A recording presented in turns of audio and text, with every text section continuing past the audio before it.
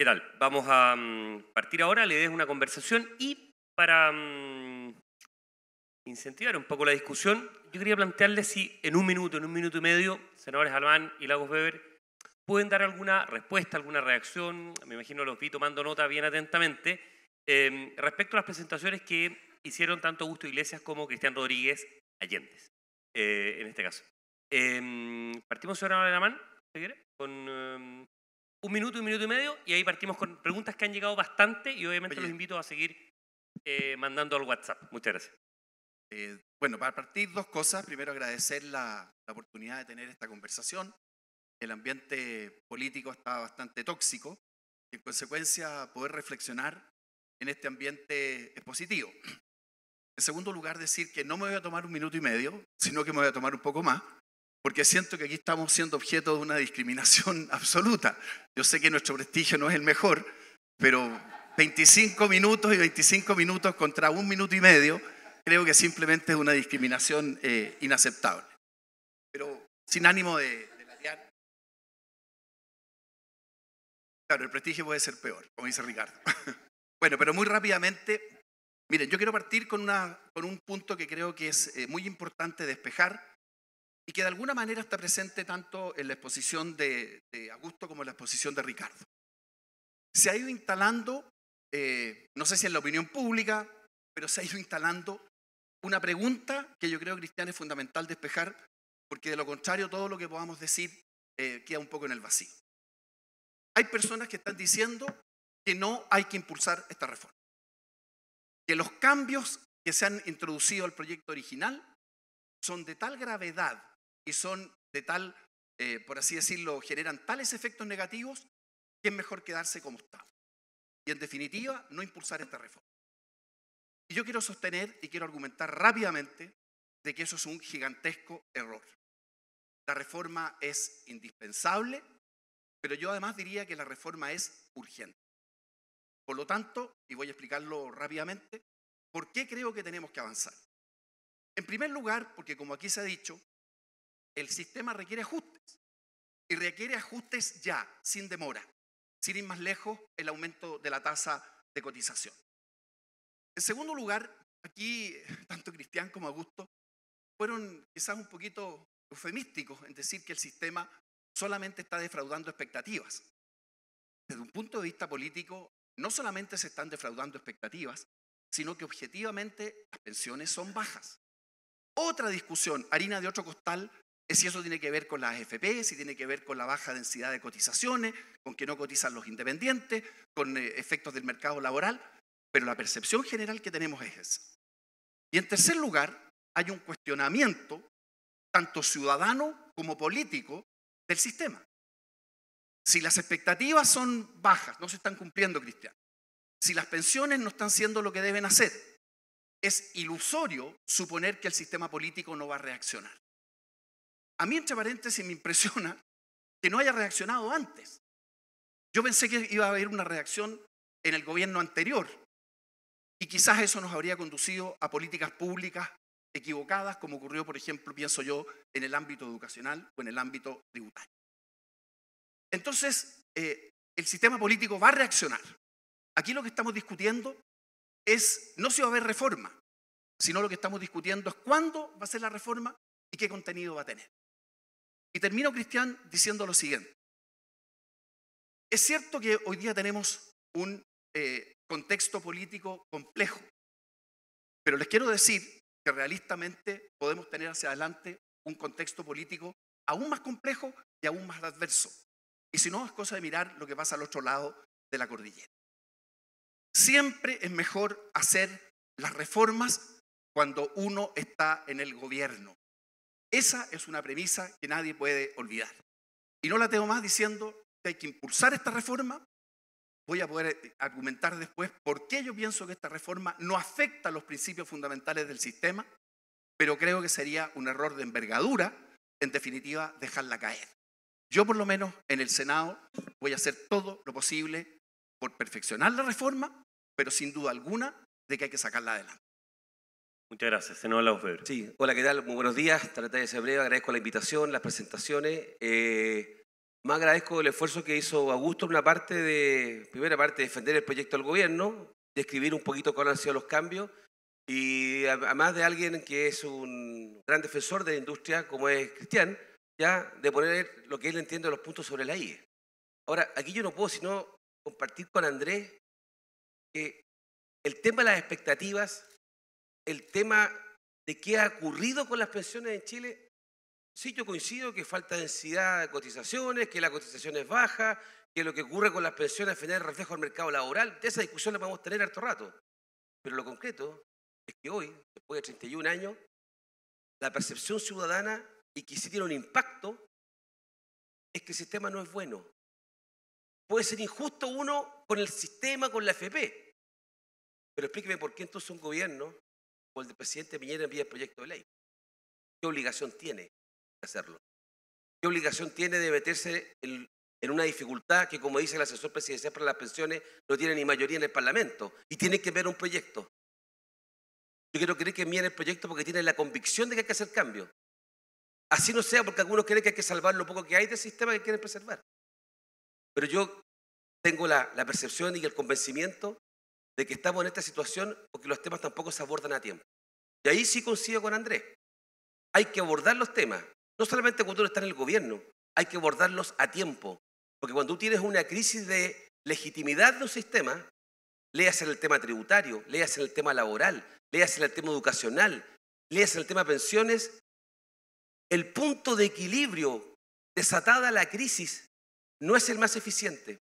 No es tal vez el que sería más adecuado para alinear bien los incentivos correctos. Pasa a ser al final influenciado primordialmente por la dinámica política. Entonces, cuando yo veo lo que ha ocurrido en la Cámara de Diputados, yo no sé lo que va a salir del Parlamento, para ser franco. Pero acá se dijo una palabra que grabémosla bien fuerte en la parte de atrás de nuestras cabezas. Este es un proceso. Lo que se va a acordar en esta reforma, esta sí que no va a cerrar el tema de pensiones. Pero yo espero que pueda ser un cambio cualitativo que permita compatibilizar miradas distintas en esto. Porque yo también quiero ponerme contento con el país que tenemos. A mí me gusta Chile. Hoy día podemos estar discutiendo, hoy acá estoy discutiendo pensiones. Ayer a las 7 de la tarde en la FEN, en la Facultad de Economía y Negocios de la Universidad de Chile, estaba discutiendo el tema tributario. Y hoy día a la tarde voy a estar discutiendo el acuerdo de Escazú sobre el medio ambiente en otro seminario. Chile tiene la capacidad y la oportunidad de plantearse temas estructurales. A mí también no me gusta todo al mismo tiempo, pero aquí no estamos discutiendo que el país está jugado en la próxima elección, no estamos discutiendo si tenemos una economía que está descarrilada, no estamos discutiendo que hay una legitimidad completa del proceso político. Tenemos la capacidad política, tenemos la institucionalidad, tenemos la inteligencia para poder debatir estos temas. Yo sé que son bien importantes y cruciales, termino acá porque eran 2 minutos, pero quiero decirle lo siguiente y espero que con esto me acompañe Andrés y todos mis colegas en el Parlamento y el gobierno. Si esta reforma se tiene que aprobar. Si esta reforma no se aprueba, yo en lo personal encuentro que es un fracaso de la pega que yo hago. No digo el proyecto actual del gobierno. Tiene que salir una reforma aprobada de pensiones. Los chilenos y chilenas no nos van a perdonar a los que estamos en la toma de decisiones si fracasamos en esta. Si la reforma tributaria se cae mañana, con mucho respeto al ministro de Hacienda, me encanta el tema tributario, la aguja no pasa nada en la ciudadanía.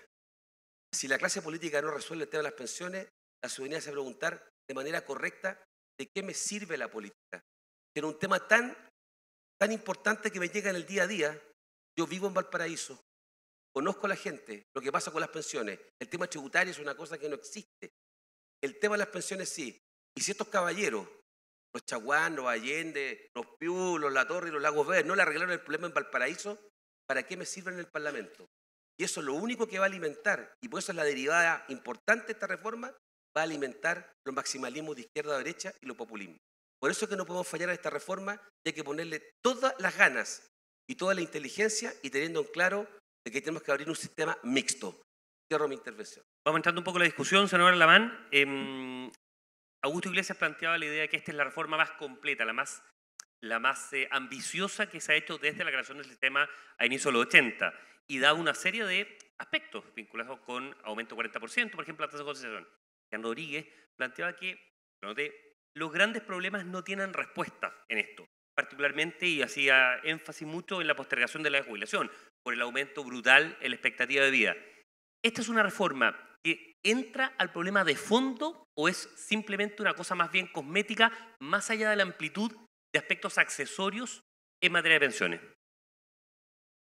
A ver, no se puede pretender que una reforma aborde todos los problemas y algunos de los problemas no se le pueden pedir que se resuelvan vía una reforma previsional. Como decía Cristian y como decía Augusto, las pensiones están perfectamente y estrechamente vinculadas a las remuneraciones y en consecuencia están vinculadas al mercado del empleo. Cuando vemos que las mujeres tienen menores cotizaciones que los hombres, eso tiene que ver, por ejemplo, con la situación que existe en Salacuna. Pero yo diría que la reforma en general tiene dos grandes méritos. Como explicó Augusto, yo creo que se mantienen los principios que deben regir un sistema previsional adecuado y bueno para el país. Esto no es menor. Hay un porcentaje del mundo político en que Ricardo y yo estamos que es partidario absolutamente de reemplazar el sistema e ir a un sistema de reparto. Hay otros que están planteando un sistema mixto. Entonces yo creo que el mérito de la reforma cristiana tiene que ver con que los principios fundamentales, mantención de la capitalización individual, solidaridad vía impuestos, gestión privada de los fondos de las inversiones, se mantienen. Claro, uno podría decir, a ver, de los temas que se señalaban como los defectos del sistema, estamos aumentando la tasa de cotización. Este gobierno ha hecho un avance que ningún otro gobierno había hecho en términos de la cotización de los independientes. ¿Podemos avanzar en el aumento de la edad de jubilación? Yo creo que es un tema complejo, pero hay que abordarlo y hay que abordarlo con creatividad política. Por ejemplo, uno podría pensar en que todos los futuros, las personas que entren al sistema, van a jubilar con una edad distinta. Creo que cambiar la edad de jubilación a las personas que están en la etapa final sería políticamente inviable. Pero podemos avanzar en los otros parámetros. Entonces, la respuesta a tu pregunta es la siguiente. ¿Se están abordando todos los problemas? No. Segunda cosa, ¿se están abordando muchos de los importantes? Sí. ¿Se están abordando sin romper los principios del sistema? Sí. Y en consecuencia el balance es racionalmente positivo. Pero no Weber, hay varias indicaciones que fueron rechazadas. Se planteaba el tema del encaje, por ejemplo, se planteaba otro aspecto y otras que han sido aprobadas, obviamente, en la tramitación que hasta ahora lleva. En el Senado, Justo Iglesias lo adelantaba, la posibilidad de que se puedan introducir vía indicaciones una serie de aspectos que hasta ahora han sido rechazados. Desde la oposición, ¿ustedes están abiertos a qué aspectos, por ejemplo, puntuales de los que se nombraron ahí, eventualmente para rechazar o para conversar, negociar y eventualmente apoyar una modificación de lo que se hizo en la comisión en la Cámara? Yo esperaría que en el Senado tengamos el tiempo necesario para debatir esta reforma. ¿Ya? Yo no, nada, al contrario, desmerezco, valoro el trabajo que se hace en la Cámara de Diputados. Pero el proyecto en el Senado va a tener otra tramitación. Yo veo que los tiempos, con esta pregunta, los tiempos que se ha propuesto el gobierno para aprobar esta reforma son bien exigentes. Ya a fines de 2020 o durante 2020. Fines del 2019, en este caso, sí. Claro. O sea, no quiero echar a perder la fiesta, pero septiembre está la semana que viene, ¿no? De septiembre, ¿ah? Semana por medio. ¿Ah? Hay que bailar cueca. Bueno, en el caso mío eso es un drama. ¿Ah? Yo estoy 15-0, preparado. Yo tengo un compromiso serio esa semana de 3 días largos, digamos, de sufrimiento. Pero dicho eso, yo quiero recordar que quieren despachar también la reforma tributaria. También el ministro Larraín también la ha planteado a fines de 2019. La ley de gastos reservados. Entonces, la ley de presupuesto, el reajuste del sector público. Yo te digo, está bien, pongámosle todo el acelerador que quieran, pero seamos realistas. Volviendo a los temas, yo creo que hay temas que se pueden revisar sobre el encaje. Lo que yo he recogido en mi sector, hay ciertas reticencias, hasta tanto no se introduzcan tal vez otros elementos que aseguren tal vez mayor accesibilidad al sistema, lo que me formé mi opinión sobre el tema del encaje. Pero hay un tema que no quiero aprovechar. Augusto, tú dijiste algo, esto de la solidaridad con la plata propia y solidaridad financiada con impuestos generales o fondos generales de la nación. Tienen un elemento al decir, mire, que será correcto que todos los trabajadores por igual termine financiando solidariamente a aquellos pensionados que han tenido mayores ingresos menos vulnerables. Bueno, dos reacciones. En el proyecto de la presidenta Bachelet se establecían mecanismos de solidaridad, tanto intergeneracionales como intrageneracionales, que se hacían cargo de ese elemento. Tal vez es posible pensar elementos de eso.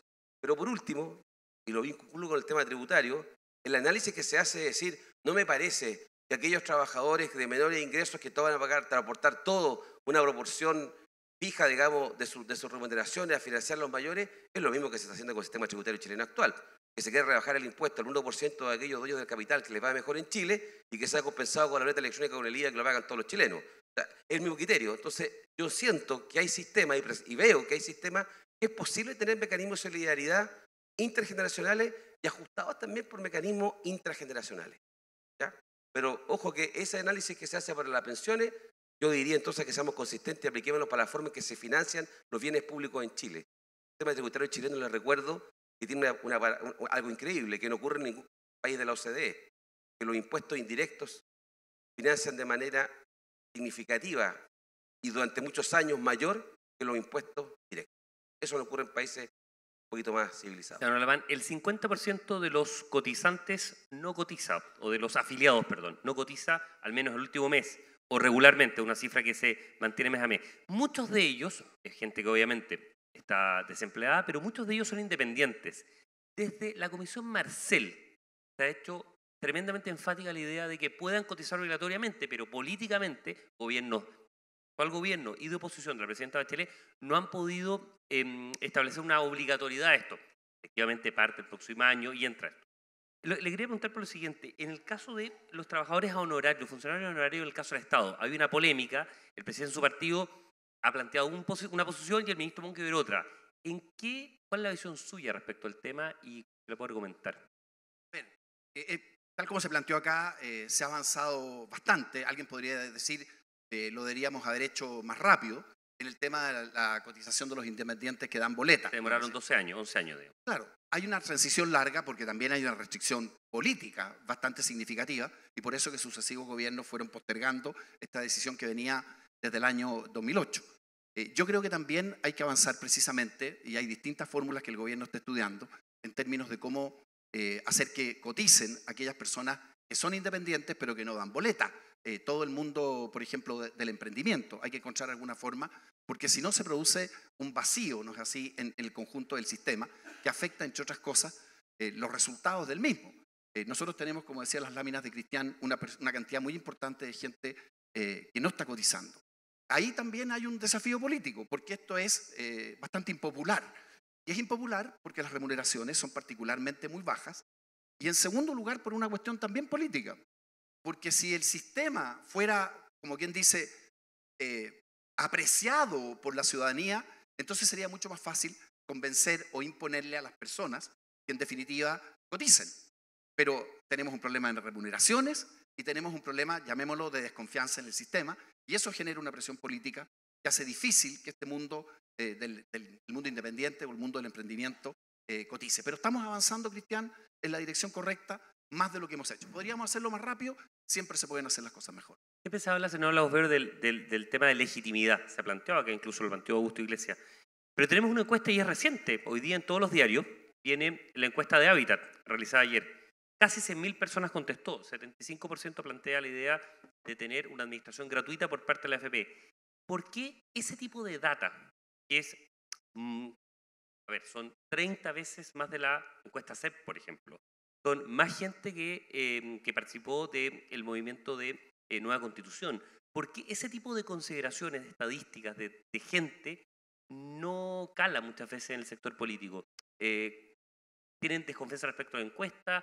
¿Por qué una mayoría tan abrumadora de gente que está a favor de que este 4% adicional lo administre una AFP no es considerado, no tiene eco en el sector político, particularmente en oposición? Yo no tengo esa impresión. Yo siento que en el sector político cala mucho la opinión de la ciudadanía y la opinión pública en distintos planos. Si no calara eso, la importancia, tal vez las propuestas serían más dramáticas, más maximalistas que las que hay hoy día. Las propuestas reales que están discutidas en el Parlamento, no las que se dicen fuera del Parlamento, las que están de arriba de la mesa, los proyectos de ley. los que pusieron las indicaciones a los diputados para seguir tramitando el proyecto. ¿Se acuerdan las condicionantes? Ahí no hubo ninguna indicación que dijera no hay más AFP. Ninguna. Yo lo digo, no me gano amigos con esto en algún sector de la política más de este lado. Pero una cosa para eso son los discursos y otra cosa es cuando vamos a enfrentar de verdad hacer cambio a un sistema, entendiendo que tenemos restricciones y responsabilidades. Pero una cosa es no más AFP, perdón, en el sentido que no administren el 10%, y otro es excluirlas del 4% adicional. Cuando se presentó el proyecto en la administración anterior de la presidenta Bachelet, ese proyecto establecía, en similitud con el actual, una cotización en vez de 4 de 5 puntos, ¿ya? Y establecía también un sistema de que había un porcentaje, el 10% actual lo administraba la AFP y los 5% iba a ir a un ente público. ¿Ya? Acuérdense que no hay que hablar más del ente, nos dijeron el domingo. ¿Se va a acordar? Lo leyeron en la entrevista del presidente. Ya. ¿Ah? El CAS. Entonces, el CAS de la época. Y se produjo una discusión entre nosotros me refiero a los parlamentarios en ese minuto del gobierno, la presidenta Bachelet, que era cómo se va a resolver o explicar de que las AFP son buenas para administrar el 10 y no el 5, o el 3, porque la verdad que era 2 puntos de mecanismo de solidaridad. Y al revés, ¿por qué el CAS antiguo iba a tener legitimidad solamente para un 3% de los ahorros individuales y no del 10%?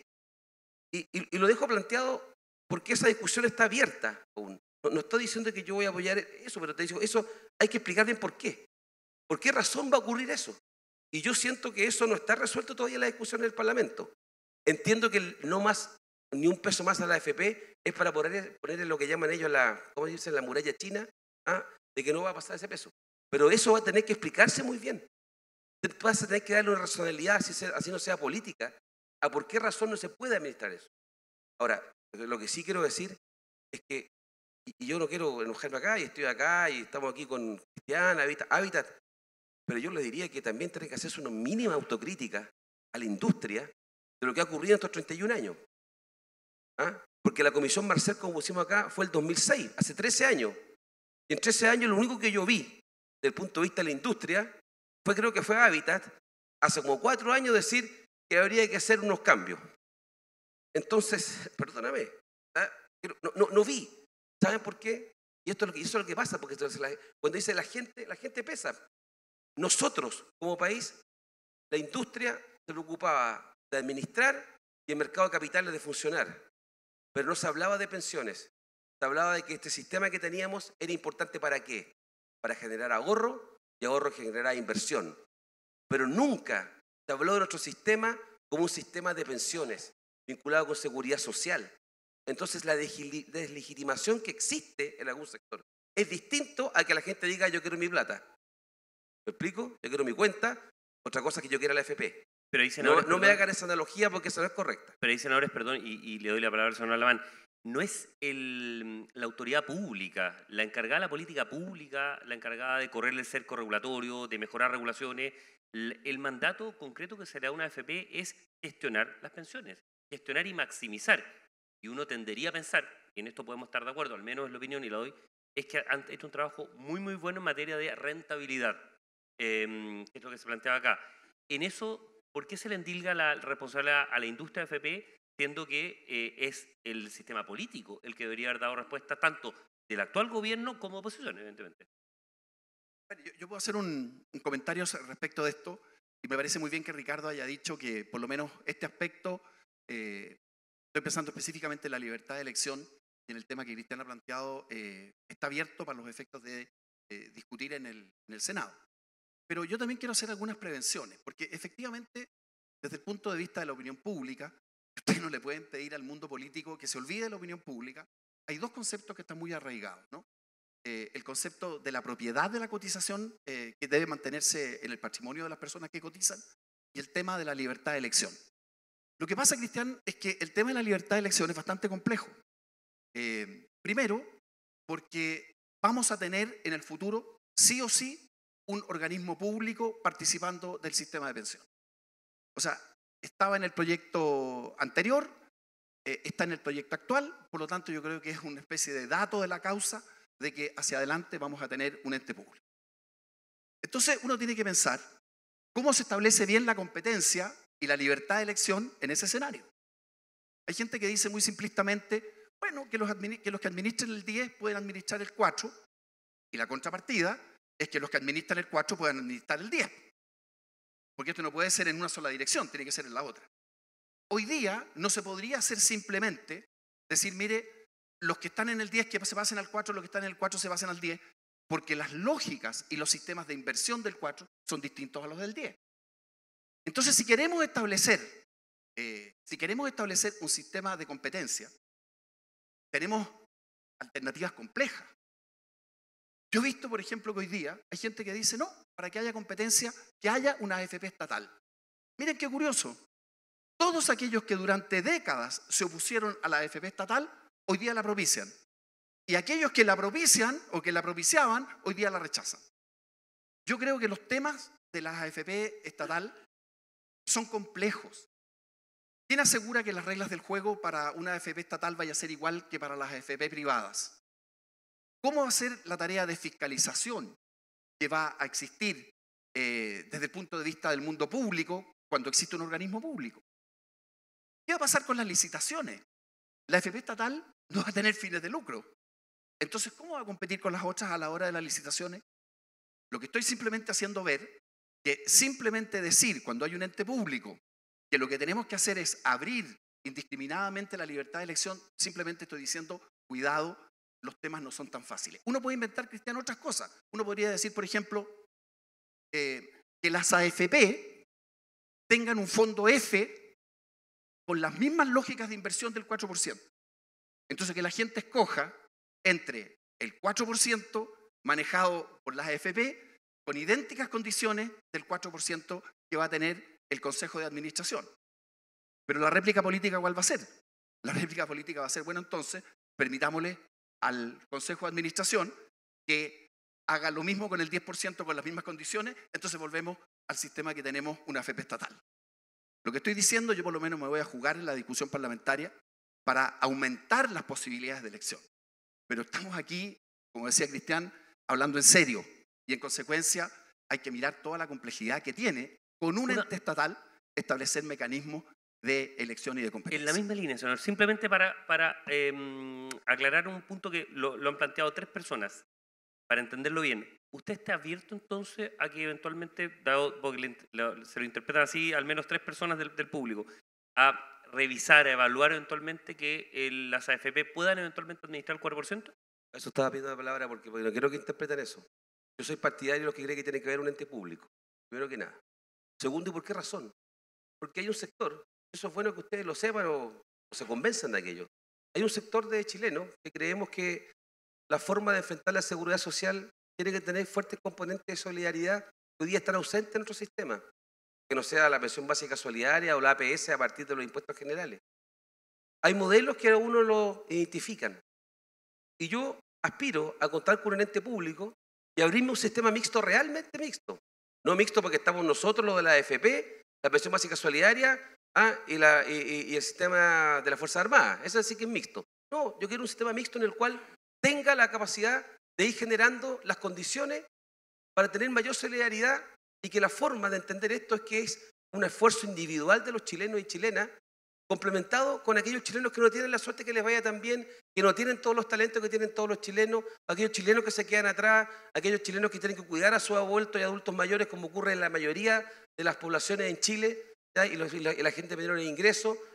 Hay una serie de demandas que el actual sistema no cubre. Y este ente, el que yo quiero que se cree, este ente va a administrar parte de los fondos individuales y yo quiero que crecientemente tenga más funciones de solidaridad que cumplir.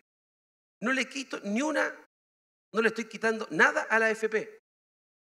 No le estoy dando nada más adicional. Y no estoy diciendo, esto es muy importante, sí, tuvieron una estupenda rentabilidad estos años, eso está fuera de discusión. Y seguramente los parámetros de los que todos conocemos no es responsabilidad de la AFP, pero admitirán, al menos en privado, de que parece que fuimos muchos, y en particular los administradores del sistema, bien insensibles a la falta de cotizaciones, al aumento de la esperanza de vida de los chilenos, a las lagunas previsionales, a las brechas de género con las mujeres, son tremendas, y el sistema no estaba cubriéndolo. Entonces, Démonos la oportunidad. Démonos la oportunidad de tener este sistema mixto. Yo sé, porque hablemos castellano, tampoco de aquí no sale. Hay una preocupación de algunos de que este camino es el inicio tal vez del fin de lo que tenemos hoy. Si lo quieren mirar así, está bien, pónganse defensivos. Algunos tienen derecho. Véanlo también como una oportunidad de un país que se puede plantear esto cuando llega a su PPP de $24.000 per cápita, de tener un sistema para adelante. Y por último, retomo algo que dijo Andrés. No pensemos que todo lo vamos a hacer para siempre. No se puede establecer criterios distintos por edades. Es muy tremendo pensar en algo así, mire, para los que ingresen en los próximos 10 años vamos a tener esta tasa de jubilación que se va a hacer cargo de una esperanza de vida muy superior a la que tenemos hoy día. Y ese escalonamiento, se lo pregunto a los dos, podría ser, por ejemplo, en tasa de cotización por un lado, edad de jubilación por otro, por ejemplo, subsidios, por ejemplo, o recibir dinero para gente de determinada edad escalonadamente, que la oposición lo votó en contra, por ejemplo, Yo no voté el proyecto de la Cámara de Diputados, no usted, tengo los detalles para responderte de esa forma. Pero igual es Pero lo que sí yo te digo es que vamos a vivir más años, es una realidad. Los chilenos somos más educados, tenemos más salud, nos alimentamos mejor que antes, estamos más informados. Todo eso indica que vamos a vivir más años. En consecuencia, no puede ser que yo tenga que tener un sistema en que ahorro poco y vivo el doble y tengo que ser mantenido el doble de años que trabajé, más del 10% de años que trabajé. Eso es una realidad. No lo puedo hacer ahora. Bueno, hay capacidad para ponerse de acuerdo y decir, mire, no ahora, los que van a ingresar, mira lo que dije, estoy tirando, los que ingresen en 10 años más al mercado laboral, o sea, los que hoy día tienen que 8 años. Reduce el impacto político, ¿no? Lo reduce el impacto político. Pero tú te pones, y lo podrás revisar en el futuro si quieres, pero estáis tirando miradas para adelante. Resuelve algo a corto plazo y tiras para adelante. Pero no decir que todo el impacto, con mucho cariño, va a tener lugar con los próximos 40 años en régimen. Tengamos que tener miradas que vayan más allá de eso. Mira, ojalá que la discusión parlamentaria tuviera el nivel que tiene de verdad esta conversación, porque uno está buscando creativamente soluciones para resolver los problemas. Pero déjame decirle una... ¿Qué quedó clarísimo? Decía la posibilidad de abrirse, entonces queda claro que no, obviamente. Bueno, mira, cuando uno entra a estas discusiones, mire, tengo mucha experiencia, igual que Ricardo, en estas discusiones parlamentarias, ¿no es así? Estas discusiones de negociaciones. La verdad que yo tuve mi bautizo en las negociaciones hace ya muchos años, con las negociaciones que tenían que ver con la transición política, ni más ni menos, y créanme que eran bastante más complejas de esta, y logramos alcanzar algunas, claro, dice que le quedé debiendo algunas cosas, eso significa que no negociamos mal. Pero bueno, bromas aparte, un comentario que creo que es muy significativo, Ricardo, respecto del tema de la solidaridad. Porque claro, uno decir, ¿quién podría estar en contra de que el sistema previsional fuera más solidario? O sea, si hacemos la encuesta que hizo Cristian en Habitat y le preguntamos a la gente, ¿quiere usted que el sistema de pensiones sea más solidario? Yo creo que el 100% va a decir que sí. El problema que tenemos es que la solidaridad tiene que tener algunas características. En primer lugar, tiene que ser financiable. Y hay que ver entonces desde dónde y cómo se financia. En segundo lugar, tiene que ser sostenible. Porque en definitiva, generar una solidaridad que a los pocos años se derrumba porque simplemente no es sostenible, es ni más ni menos caer en lo que hemos estado diciendo que no hay que caer, que es generar expectativas. Por lo tanto, esas dos características son muy importantes. En tercer lugar, como explicaba Augusto Iglesias, esa solidaridad no puede ser regresiva, porque si la solidaridad es regresiva, entonces no es tal solidaridad. Y por último, uno tiene que ver también si esa solidaridad va a afectar o no va a afectar las cotizaciones que obtienen los trabajadores. Entonces, claro, yo estoy absolutamente de acuerdo con que establezcamos un sistema de solidaridad, pero que tenga estos 4 requisitos. Como yo creo que esos 4 requisitos son muy difíciles de generar en términos sin caer en las lógicas de reparto, con las cuales yo no comparto, creo que la forma de hacerlo, Ricardo, es vía impuesto. Pero esta discusión la vamos a tener muy a fondo en el Senado. ¿Todos estamos de acuerdo con que el sistema sea solidario? Sí, pero tenemos, como quien dice, avenidas muy distintas respecto de cómo hacer que el sistema sea verdaderamente solidario. Senador Lagos Weber, senador Alamán, muchas gracias por la participación en este encuentro de reforma previsional, desafío para mejorar las pensiones. Les pido un aplauso a toda la gente acá. Muchas gracias por el tiempo, muchas gracias por la participación.